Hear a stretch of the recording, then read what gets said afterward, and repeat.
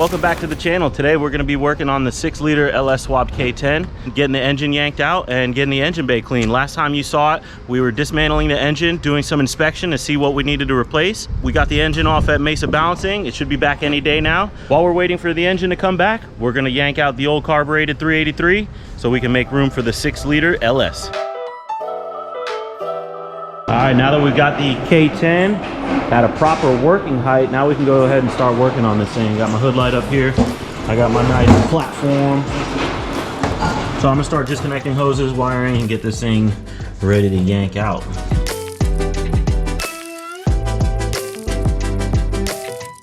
Just pulled the drive shaft out. I usually like to take the transmission and the transfer case out at the same time. I feel like it's a lot easier to manage just the one piece. It will be pretty heavy, but it's real difficult to get to all the bolts. The bell housing is a little bit wider than my exhaust system. I'm just gonna go ahead and take off one of the exhaust manifolds now.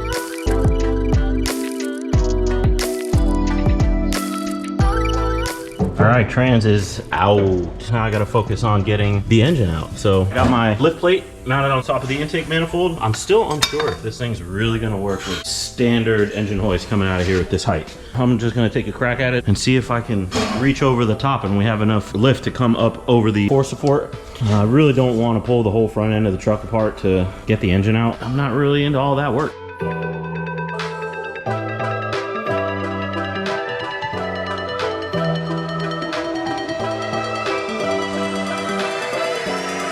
So what I have here is a Holley drop-in pump for our stock fuel tank. This is a brand new tank. Should be all nice and clean inside. We're gonna run some new fuel lines as well. These fuel lines here probably not gonna be rated for this high pressure that we're gonna be using. So I'm gonna get all this old stuff pulled out. This thing has a body lift on it, so the bed bolts are not the original ones and they're not all rusty.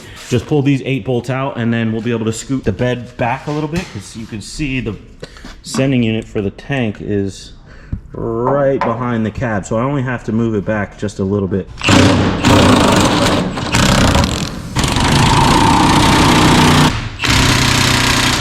Now we just need a little bit of muscle from the rest of the boys. Pull this bed off. Have the original pump. This is a low pressure pump that was used for the carburetor, so it's just basically a lift pump. Now we have our larger pump here. It's got a little bit of a different hanger. I really want the hoses to go that way. What I think I'm going to do is cut the tabs off for the locators here and here, and then clock it 180 degrees and have everything point out that way.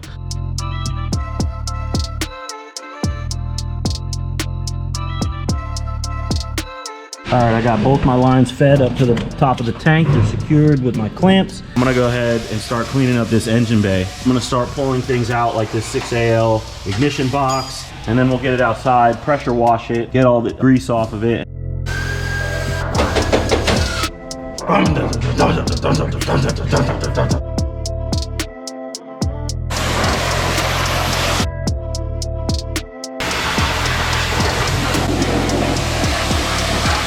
Look at this thing, all degreased and washed down. Mikey and Khalil hit this thing hard. Now this thing is prepped up and ready to drop an engine in it. I'm gonna make some room, get this truck out of the way. Mesa race engines and balancing. They're gonna be dropping off our freshened up 6-liter.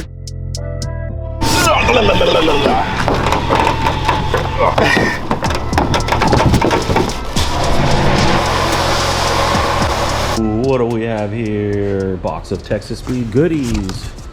Head gaskets for 6-liter, front timing cover gasket set, Mikey's favorite, Texas Speed stickers. This is why we stay in business. Cam holding plate, exhaust manifold gaskets, the good stuff. Ooh, nice set of valve seals, trunnion bushings. Oh, springs, duh. Texas Speed, low lift cam. I didn't want to make this thing too obnoxious. It's going to give a little bit more power increase, and it'll give it just enough of that nice V8 chop. Dual roller timing chain. New comp cam lifters, new rear timing cover. I'm gonna go ahead and clean everything up on the engine block and start assembling everything.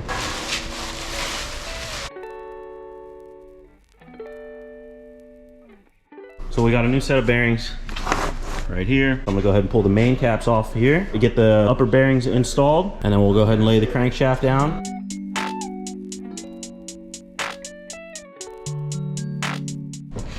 What is this? It's my heavy baby. Big crankshaft baby.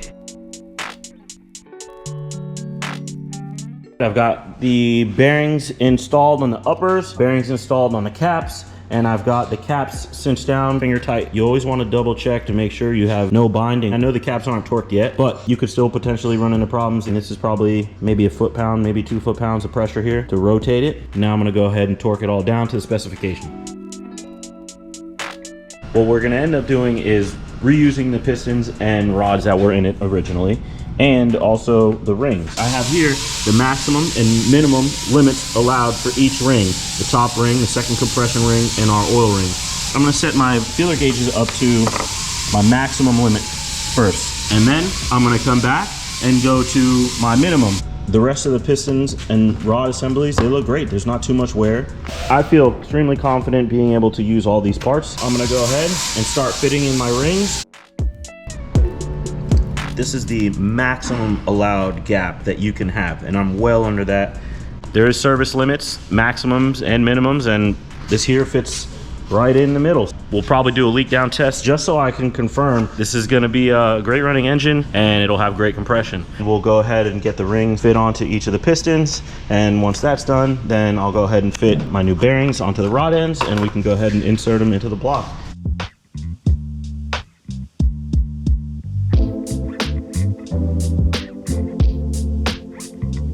All right, so we have all of our piston and rod assemblies installed into the engine. Now I'm gonna have to go flip the engine over and work on the rod bolts. If I was gonna be fitting this engine with new pistons, maybe a H-beam or I-beam aftermarket rod and a aftermarket fastener, I would be using a stretch gauge to measure the torque on our bolts, not an actual torque value. But considering we're gonna be using a factory assembly, I'm gonna be using the factory torque sequence and technique.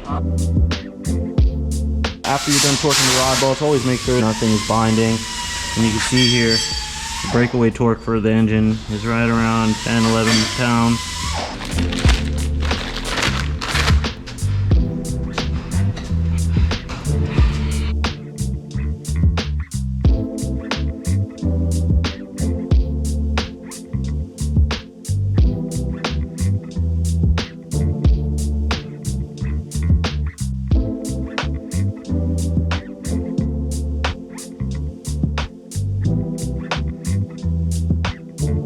I've got the cylinder heads back from Mesa, nice and sandblasted, got all the carbon off, new valve job, new valve stems, new valve springs, new valves. So while I'm finishing assembling this engine, Khalil's gonna go ahead and start removing the old bearings out of the rocker arms.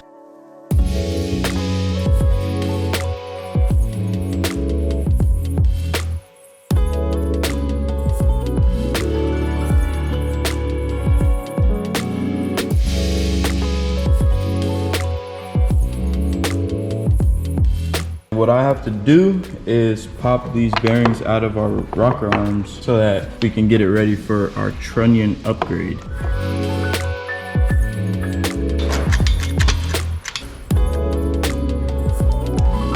These little bearings inside the rocker arms have needle bearings, which are these little tiny guys. And when you're pushing a decent amount of horsepower, these could break and little tiny bearings could end up in your engine. Got our parts cleaning. Look at that. Look at that. Damn, like brand new. After you get them all dried off, you want to make sure you put some rust penetrant or oil on these cast iron parts because they'll flash, oxidize, and you'll get some rust on them. Damn, look at this guy. Brand new. We got our CHE Trunnion Kit here. It's got the new bushings instead of the needle bearings. Rocker arms see a lot of movement, a lot of use, so it's good insurance.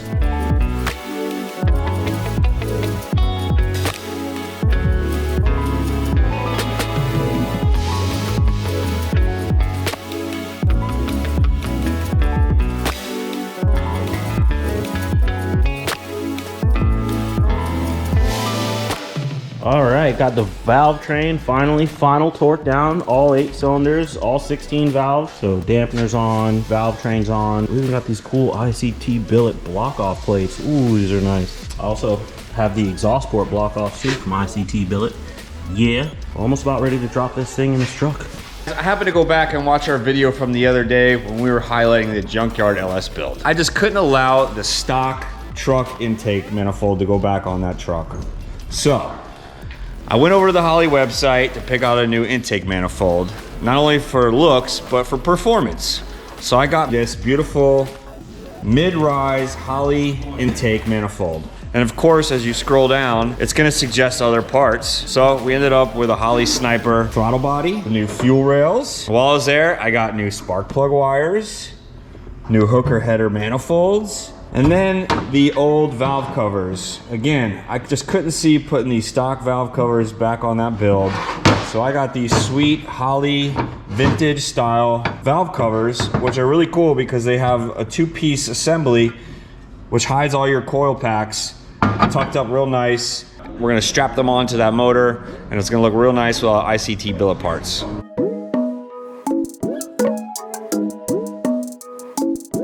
Little low profile fill caps right here. Here's our dipstick, the low car flexi.